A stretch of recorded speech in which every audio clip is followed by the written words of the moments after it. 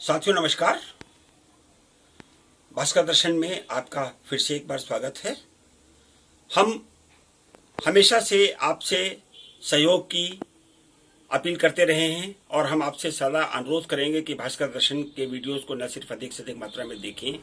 बल्कि शेयर और लाइक भी करें, और साथ साथ में आप हमें अगर सब्सक्राइब करेंगे तो इससे हमारी हिम्मत और बढ़ेगी और हमें नए नए मसलों को आपके सामने रखने में और ज़्यादा अधिक सुविधा होगी। आज हम आपका ध्यान आकर्षित कराना चाहते हैं सरकार के एक ऐसे कदम की ओर जो एक तरीके से न सिर्फ लोकतंत्र विरोधी है बल्कि संविधान के द्वारा प्रदत्त राइट टू स्पीच, जो अभिव्यक्ति की स्वतंत्रता है, उसके अनुच्छेद 19 द्वारा प्रदत्त अधिकारों का भी सीधे सीधे उल्लंघन, जबरन उसको दबाने का एक कुप्रयास है। हम बात करेंगे स्क्रोल न्यूज वेब पोर्टल की रिपोर्टर सुप्रिया शर्मा के खिलाफ वाराणसी में दर्ज कराई गई एक प्रथम सूचना रिपोर्ट की, जिसमें उनके विरुद्ध जानबूझ करके SC/ST एक्ट की धाराएं भी लगाई गई हैं।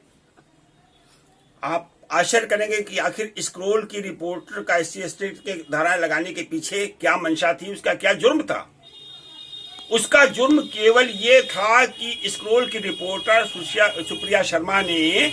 प्रधानमंत्री नरेंद्र मोदी जी के द्वारा वाराणसी से निर्वाचित सांसद के रूप में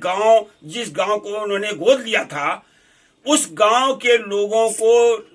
कोरोना के चलते लॉकडाउन के दौरान क्या क्या तकलीफें उठानी पड़ी, क्या क्या मुसीबतें उठानी पड़ी,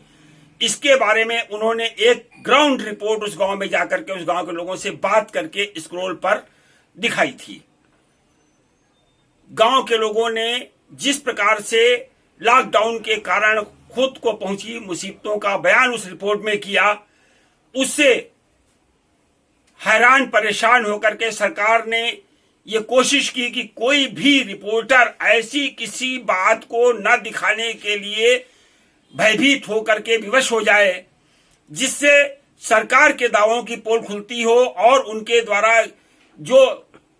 असत्य बातें कही जाती हैं उनका खुलासा होता हो आम आदमी के सामने। केवल इसलिए यह रिपोर्ट दर्ज कराई गई है सुप्रिया शर्मा के खिलाफ कि किसी तरीके से सच्चाई की आवाज को दबाया जा सके और सरकार की कमियों को, कमजोरियों को सामने आने से जबरन रोका जा सके। सरकार की ये कोशिश न सिर्फ इस देश के लोकतंत्र के लिए घातक है बल्कि ये संविधान के द्वारा प्रदत्त अभिव्यक्ति की स्वतंत्रता के अधिकार पर भी एक खुला और सीधा हमला है। आप सभी इस बात को जानते हैं कि ठीक इसी तरीके से वायर के खिलाफ और अनेक और अखबारों के खिलाफ, एक हमारे पत्रकार के खिलाफ जिसने केवल मिड डे मील में नमक रोटी खाने की खबर को दिखा दिया था, उसके लिए उसके विरुद्ध FIR हुई। अनेक ऐसे मामलों में फर्जी FIR हो रही हैं और वो दुख की बात यह है कि इसमें ऐसी ऐसी धाराओं का, विशेष तौर से 124A देश विरोधी धाराओं का और SC/ST का धाराओं का जानबूझ करके उपयोग किया गया है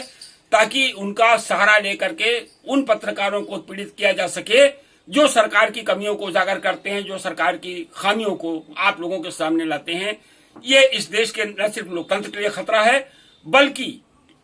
ये इस बात का भी खुद में है कि सरकार हमारी किसी भी तरीके से लोकतंत्र को कुचल करके अधिनायकवाद को लाने का एक प्रयास कर रही है। इससे लड़ने के लिए न सिर्फ पत्रकारों को बल्कि इस देश के आम आदमी को भी इस लोकतंत्र को बचाने के लिए, इस अपने अभिव्यक्ति की स्वतंत्रता के अधिकार को बचाने के लिए और जागरूक होना पड़ेगा। और इस प्रकार की जो फर्जी FIR पत्रकारों के विरुद्ध विशेष रूप से सरकार के द्वारा दर्ज करा जा रही है, उनकी आवाज को दबाने के लिए, सच्चाई को दबाने के लिए उसके खिलाफ बोलने की जरूरत हर स्तर पर हर एक को है। इसमें आप सभी का सहयोग की बहुत आवश्यकता है। बहुत बहुत धन्यवाद।